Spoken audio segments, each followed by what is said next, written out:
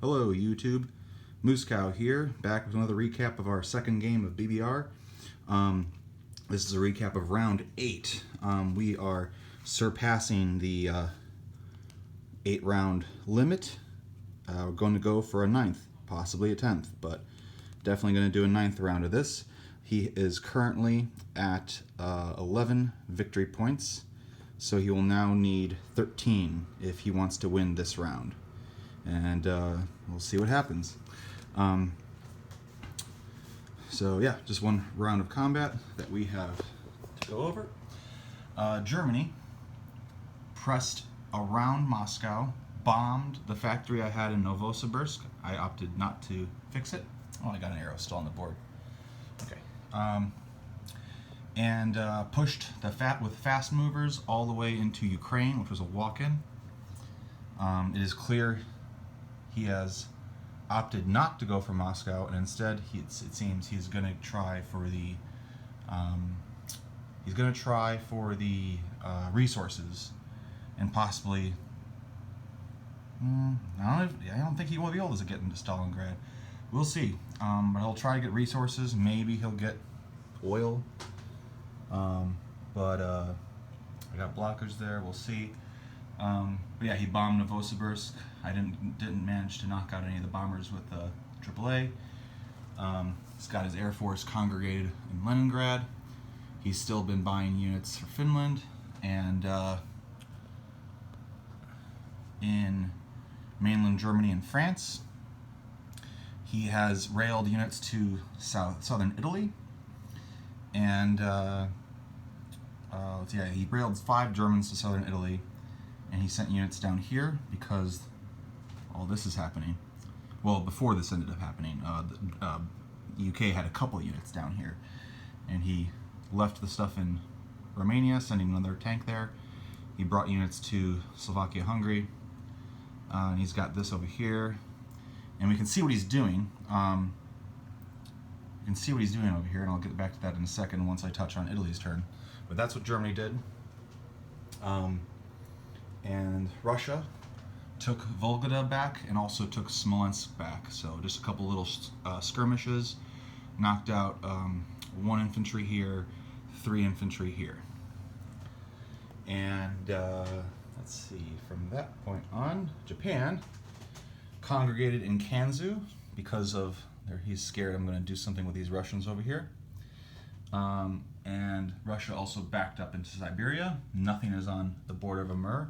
He built units in Manchuria, and the only thing Japan did was invade, combat-wise, was invade French Indochina, and then he congregated everything here. So all of his naval units are here, and there. He's gearing up. He's got 2 transports there. He's got 2 transports there. He's trying to secure that China point. The U.S., since Yunnan, he left open, walked 1 guy in there, and then China, back in the game, built 1 infantry just to be a dick. Anyway, so that happened. So technically does not have the China point anymore. So actually he's at 10, but he'll get that China one back. I just forgot to flip that one. Anyway, so yeah, China obviously built that 1 infantry. The U.S., everything else stayed over here. The U.S. pulled the Navy from Queensland back to Hawaii because of those 2 transports there. He's going to probably go for maybe some of these islands we were thinking. So the U.S. built a bunch of stuff in the Pacific over here, railed everything to Aleutian Islands other than 1 artillery, just so he couldn't take the Aleutian Islands. And then on this coast, there's just, I didn't get stands for them, but there's 2 fighters built there. And then the U.S. this turn invaded northern Italy, knocking this down to a minor, this complex down to a minor. Yeah, so as you can see, he invaded northern Italy, bombed it like crazy. I actually have 1 bomber going at an angle there. Dang magnets. As you can see, we didn't expect him to do this. We thought he would do it with Germany, but he used what he had turtled in southern Italy. He used most of that to take northern Italy back. So backing up to what I was saying, we see what he's doing. He's learned a lesson from the last time we took Italy. So right now he's gearing up so that when we invade southern Italy, and we're going to invade southern Italy, that all these units will flip to German. That's what he's doing. That's why he's not even bothering to enforce this. So he's going to send a few units down here. So obviously we're going to invade southern Italy. We might have to invade northern Italy as well. We shall see. But it totally depends on how much he fortifies it down here. He hasn't built anything in France or southern France that can help out over there. He's got a few units in Normandy, but I don't think he's going to rail them because he wants to keep that Atlantic wall that he's got going on. He's got a bunch of guys in Norway. He's got 5 units in Denmark actually, and he's got many units in Holland, Belgium, and he can't rail those. Only his artillery, mechs, and tanks, and whatever infantry in Western Germany can get down to fight this. The UK opted to do a lot of shuffling and also blitz through Bulgaria and Yugoslavia just so that those 2 tanks could not liberate this, but obviously that was not the plan. Regardless, they still can't. He'll probably attack Yugoslavia, probably take that tank back, we'll see. UK also walked in and took Tunisia, so the Axis are officially off the continent of Africa. About time. The US, UK, and even the French fighter landed in Greece. And this is what we got in Egypt. This is what we got in Iran. Built more units in Calcutta. Burma is huge, so even if he's going to take this stuff, he still has to take Burma in order to get that South Asia point. Back over here a little bit. That's what it's looking like in England. And then over here, let's see, over here, Anzac opted to fortify Borneo because of the island Pacific, I know. So he's probably going to attack that. He's probably going to lose a bunch of stuff. Anzac will probably be wiped off, but that's okay. Anzac also liberated the Philippines. Again, that'll get wiped, but that's okay. It's more so to be pulling him in other directions. That's the idea, at least. We got Canadian units, or former Canadian units now, coming over from South America. So those now are now considered Anzac. And then UK over here, or not UK, Canada over here, nothing in the mainland, pumping units out of Argentina. Oh, that got moved up there. Pumping units out of Argentina, so he's just boosting up Anzac. That's what we've been doing.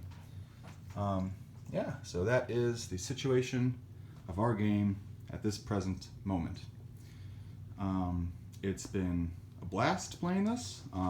Mike has been doing a fabulous job in comparison to his first game, which had one critical mistake that we exploited, and it's still I think it's still anyone's game. Mike could totally still win this, but we might have to go a 12th round.